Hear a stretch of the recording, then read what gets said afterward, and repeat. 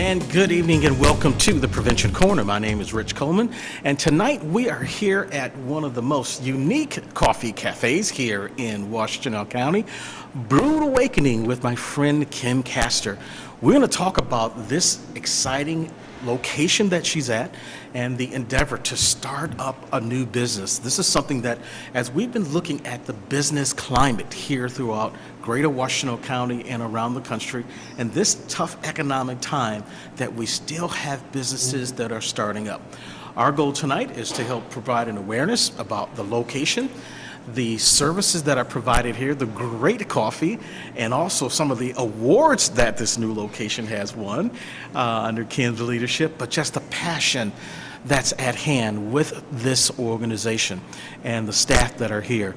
We have a close personal relationship with this family because Zack, my little buddy, that we go back a long way, all the way back to when he had his first birthday party in my role here in Pittsfield Township for the Department of Public Safety. We got a fire truck to come to the house for Zack's birthday party, and I think he's been hooked ever since.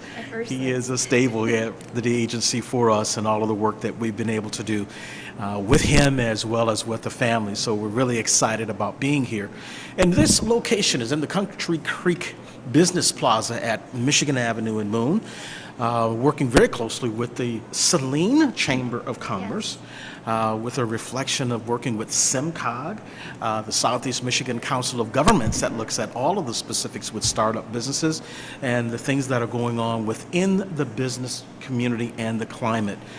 We know a lot of the personnel here that's in the Saline Chamber, working with Pittsfield Township and also in concert with our other two chambers in the city of Ypsilanti and Ann Arbor and all of our surrounding businesses.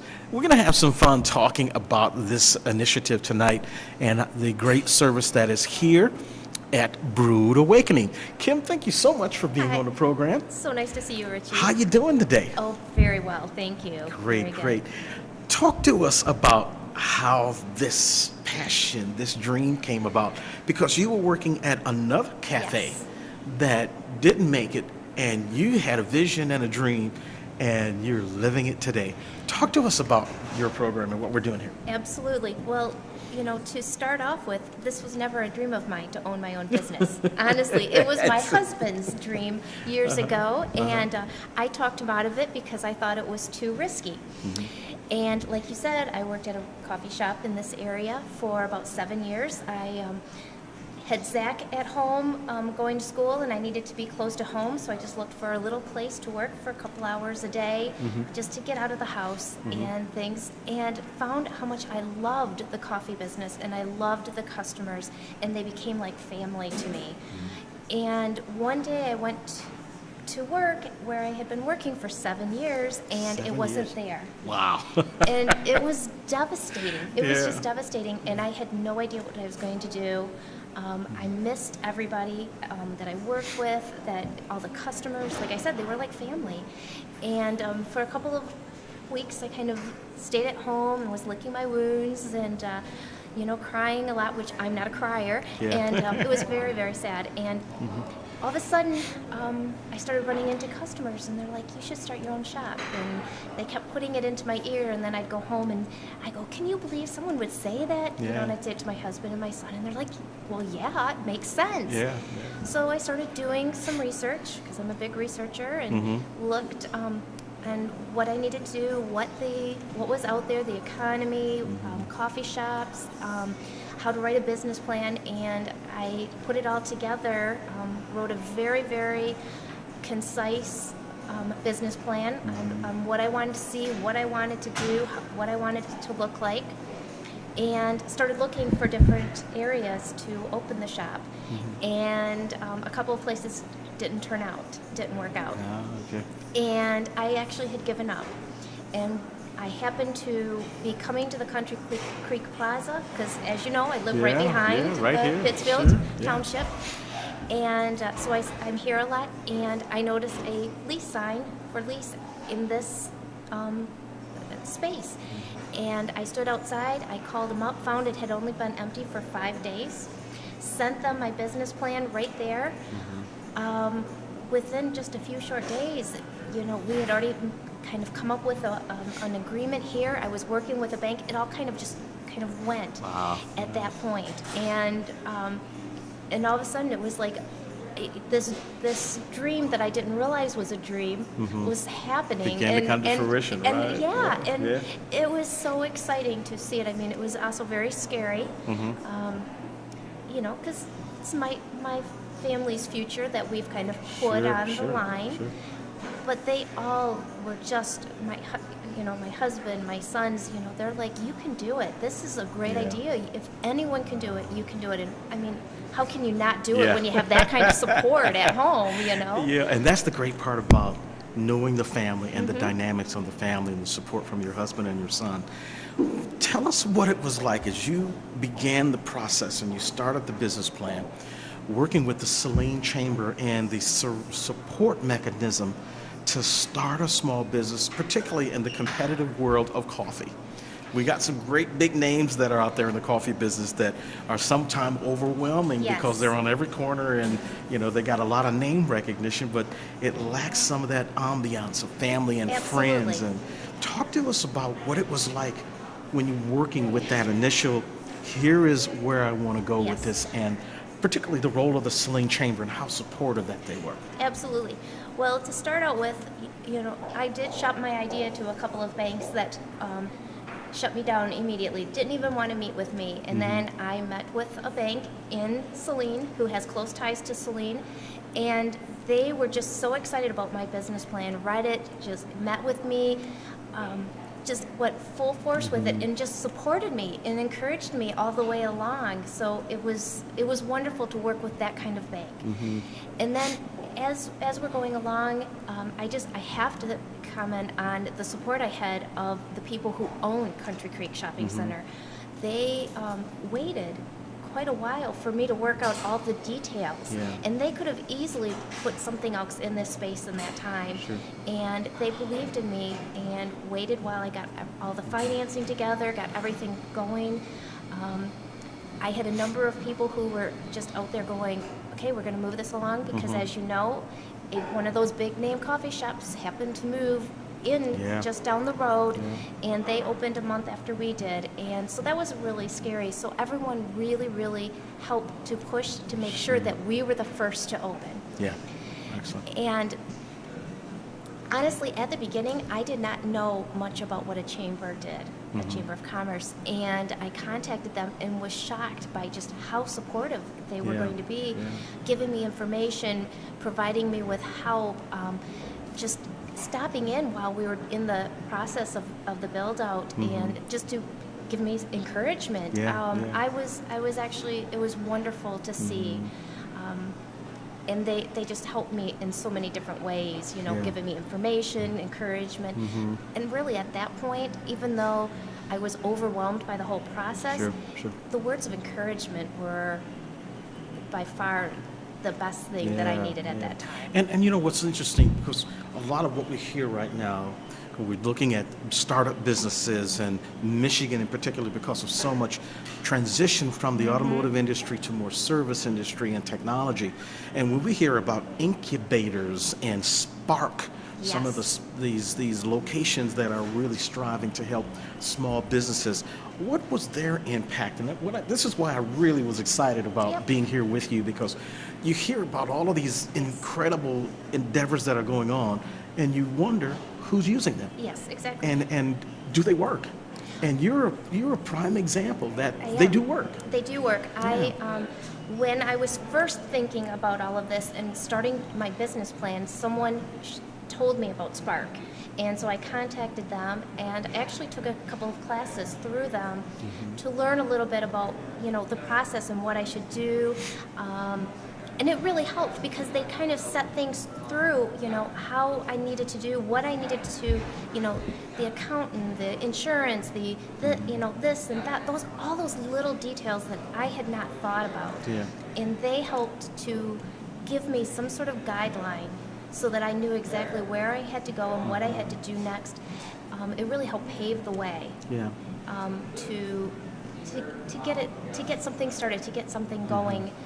and not feel like I was on my own at that point. Because like you said, it isn't as much as I say I had a lot of encouragement, I also had a lot of people going, what do you think you're doing? The economy is bad. This is not a good time to open, and, especially a coffee shop. And, so it was good to see, to also be able to meet with other people who are starting small businesses and to listen to them, or people who've been in the business for a while and to listen to what they've gone through.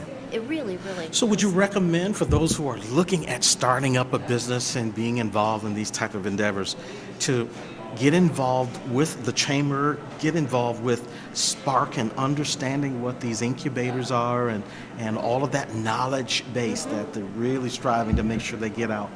Would you recommend that as well? Absolutely. There is no doubt in my mind that that is essential.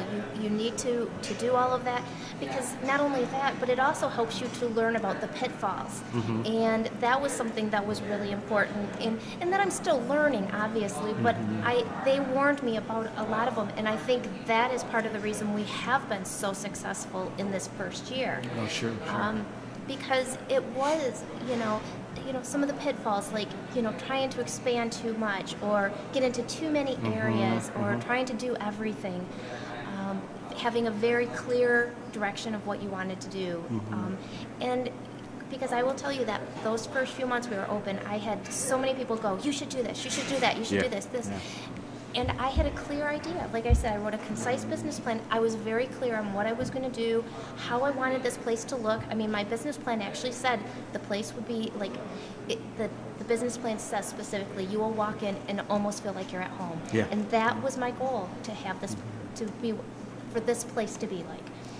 And so I was very clear on what I wanted, and it really has helped. And those places helped me to do that and to be very clear, so that I did not fall into some of those pitfalls that do happen to small businesses when they're first opening, because it is easy to do. So there's like a mentoring process that's in place between the chamber and Spark and all of those groups that are surrounding small businesses to help out.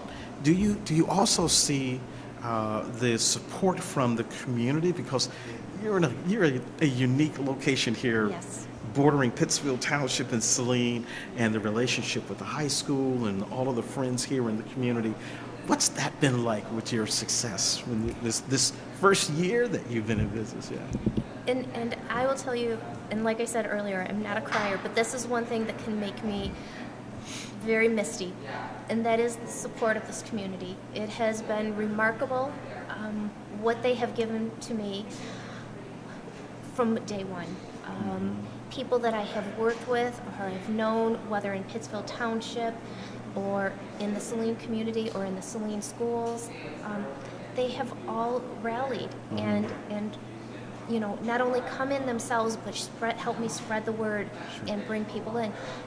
It was remarkable. I did very little advertising at first, and we just were crazy busy right from the start, and it's just because of our community.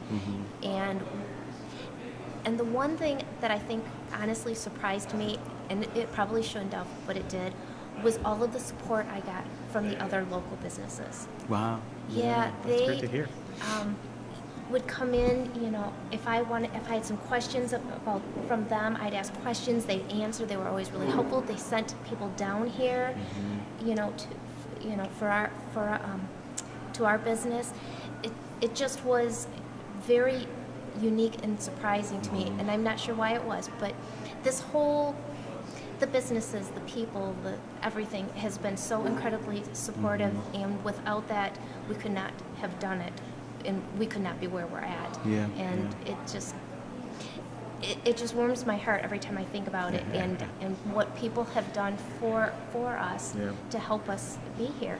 And we hope that, in turn, we're giving them the best product and the best customer service and the best experience that they can, because that's what we intend to do. And hopefully that every person is leaving feeling that way. I know that you do a good job with that, because I always enjoy stopping by and getting a cup of coffee or just to stop in. And because my buddy Zack will ask me when I'm going to stop by, or he's going to see me, or tell me the things that's going on. But talk to us about your typical day. What is it like when you start early in the morning, and you open at 7 or 8. Is it, what We time do you actually, open? during the week, we open at 6:30. 6:30. So okay. Saturdays at 7 and Sundays at 8, so Mm-hmm. a little bit later. What usually happens is I get up very early in the morning and I Mm-hmm. come in and I start baking. And I start with the scones, which people come in. Award-winning, and I Yes. definitely want to know about the scones here in a minute. So.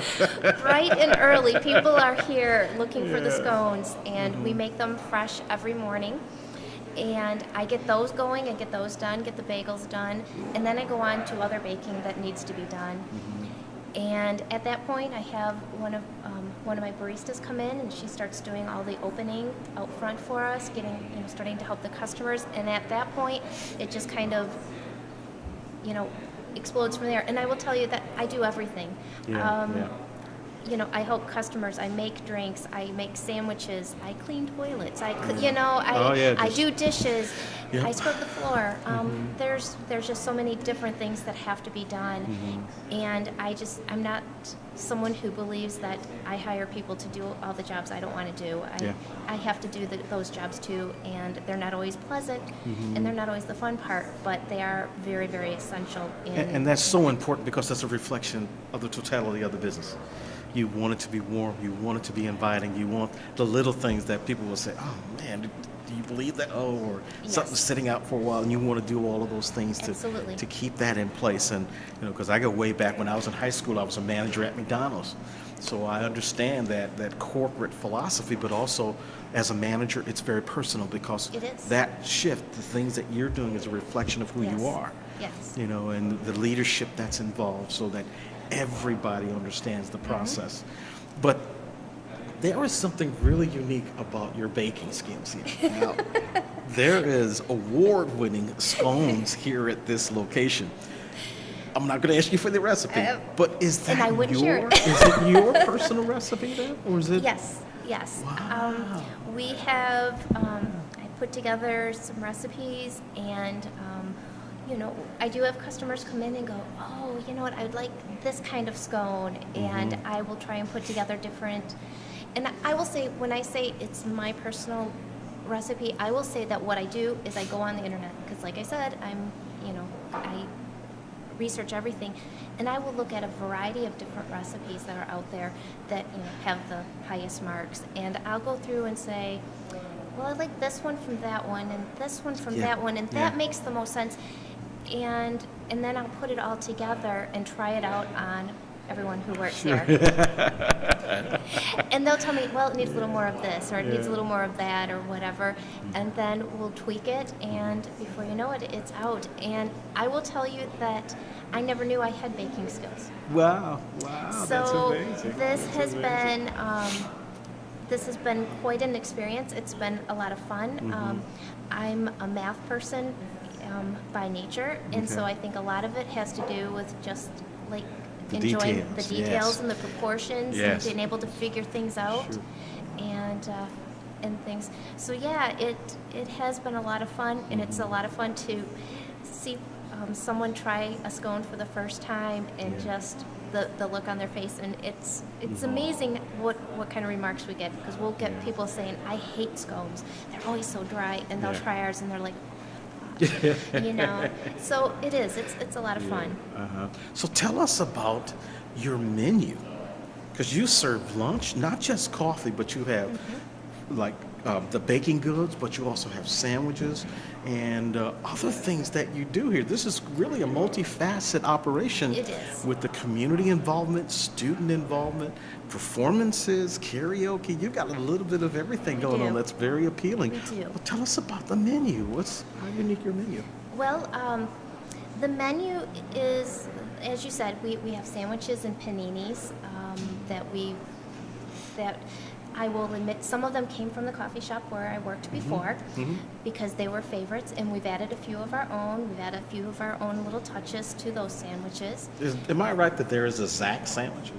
There is not a Zack sandwich. Not a Zack sandwich yet? Well, it's not named after him, but his favorite sandwich is the Monterey, Oh, and he has it okay. at least once a day. There is actually a sandwich that's named after my other son, which is called the Nicolo. Nicola, okay, And great. it was his favorite sandwich. but I couldn't find an Italian word for Zack, so that's part of the reason. So, if I could have, I would have, because Zack, of course, you'd have to. But yeah, we have the paninis, we have soups, we have salads, we have, like you said, all of the baked goods and we bake everything from scratch right here every day. Amazing. Cookies, cupcakes. We just started carrying cupcakes also, brownies, cookies, muffins, coffee cake, and I'm still trying to expand into other areas. And we serve everything all day long. We also have... Okay, so it's not limited to just in the morning, you're not going to have certain things, so it's a full menu all day long. The full menu all day long, except for soups. Soups are not available until later in the morning, but everything else is available all day long. We have a couple breakfast sandwiches that we have with a lot of different options, and those are available all day long. So we have, like you said, a little bit of everything. You can get a hot sandwich, you can get a cold sandwich, you can pick. We have a lot of people who come in and say, I like this, I like that, but not this, not that. They make up their own sandwiches. We can do that because we make them as you order them. So we're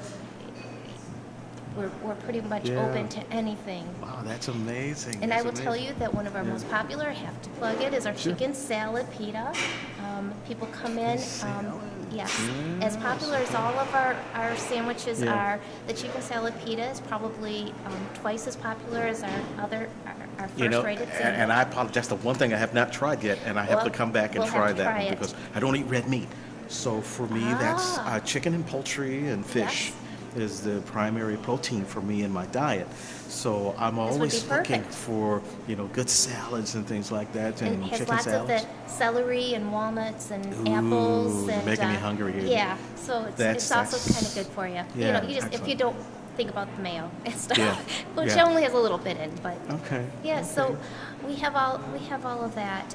We also have just added ice cream for the summer. Wow. So we have quite a few different ice cream treats and desserts that some that are tied into some of our home baked baked goods and some that are just some other kind of desserts.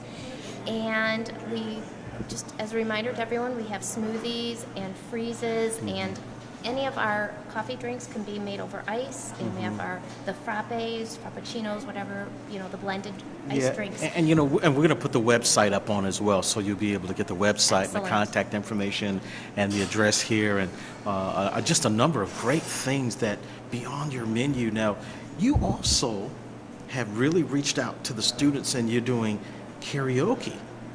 Talk to us about your beginning of the week type of activities that you host here and the following, because I've been by a few times and I've seen the parking lot full, so it's been great to see. It has been. The student involvement. Talk to us about the other things that are offered here in the times, because we're going to put that up on the screen so everybody will know the types of things that are going on, because you're always welcome. So tell us about that. Sure.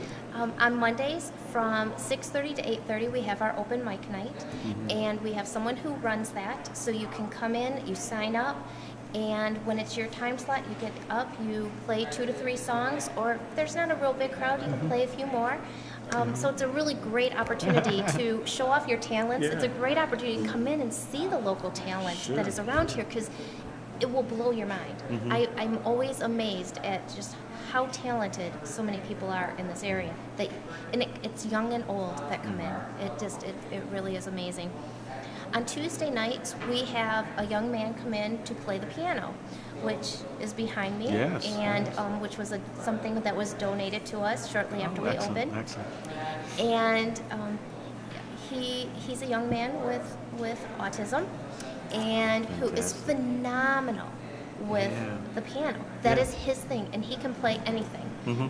He's just amazing, and he's one of the things that breaks my heart is that not a lot of people have come to see him yet, and I really hope they do, because it's a don't miss. You'll have to make sure that we have his picture and some of the information about that, because we're going to make sure that we put that on the screen as well. Absolutely. That we can come out and support it, because we just had an event that we did here with our Department of Public Safety with guns and hoses for the Autistic Society for Washington County.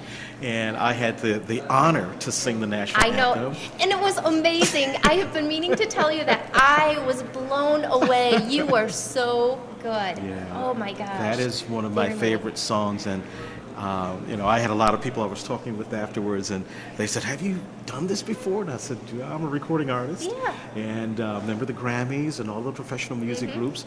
And one of the things that I've always told everyone, singing the national anthem, it's not a song to jazz up. It's not a song to do all of these acrobatics. It's a song about who we are as a nation and a country.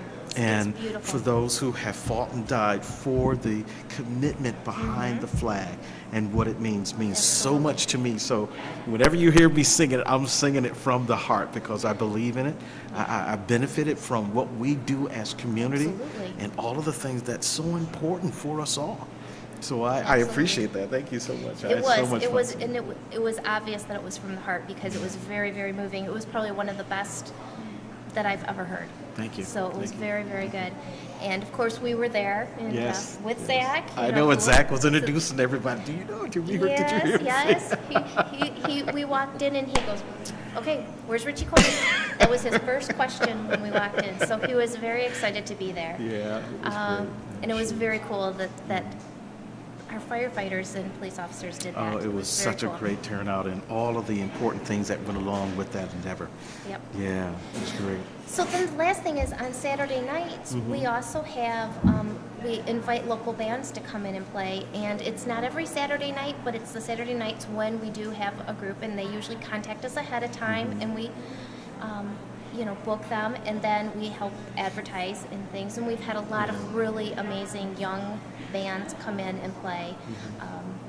That's one of my favorite things because you come in and, there's of course older people here, but the energy of the young people is just amazing. And I love the energy of young people. And you were talking about the schools and things like that, and up on our walls we display photography by Saline High School students. We change it like every 6 weeks or so. Teachers will send us the newer pictures, and we have mugs and menus and T-shirts and all that were designed and made by a group. My mind is blanking, but they, at the high school, a classroom of students. We'll put that information up on the screen as well so we can promote all of our local students. Is that artwork for sale as well, or is it just... It isn't at this point. Oh, okay. That is something that the school and I have been, we've discussed in passing, but we haven't sat down and discussed it seriously because it's something that you have to really work out. I would love it, but, I just love being able to display it. And I love our schools. I love the kids. I could never explain to anybody just how much the schools have given to our family and to Zack. He is such a remarkable young man today, and I will tell you that I don't think that would have been possible if it wasn't for our schools, our community, our local fire department, public safety, police officers.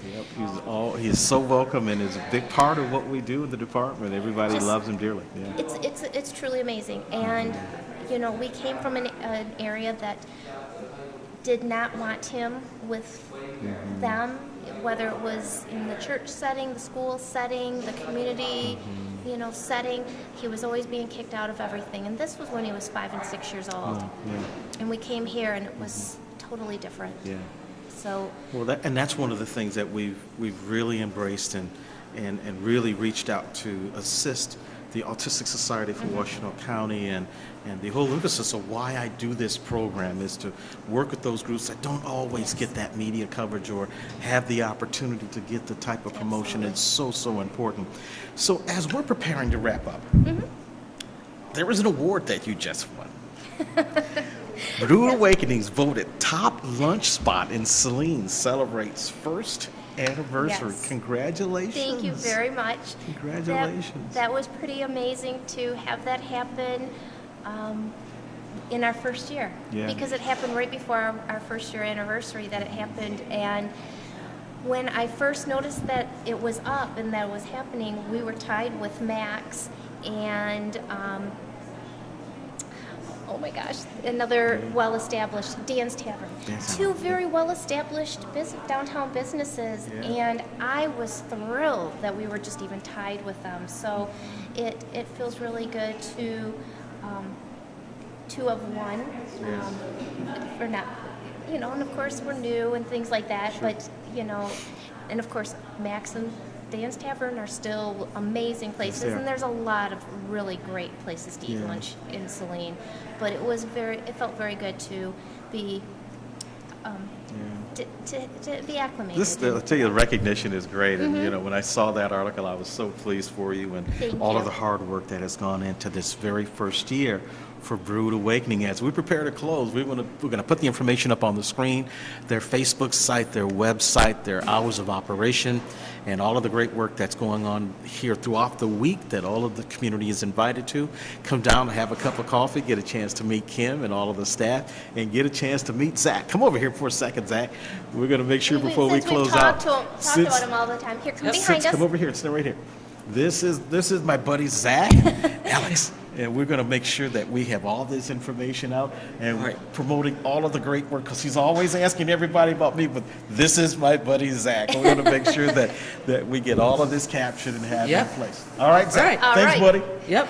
Thank you. And Thanks, so buddy. much. We will be back again here at Brewed Awakening with Kim Kaster. Kim, thank you again so much. Thank you so much. I really appreciate this. It's It was been great. my pleasure. We're going to wrap up here at the Prevention Corner, and all of the great things that are going on. We're going to have that information up on the screen, how you can find the location, that you can get all of the details. Come down and have a great cup of coffee. We'll see you at the next episode. Thanks so much.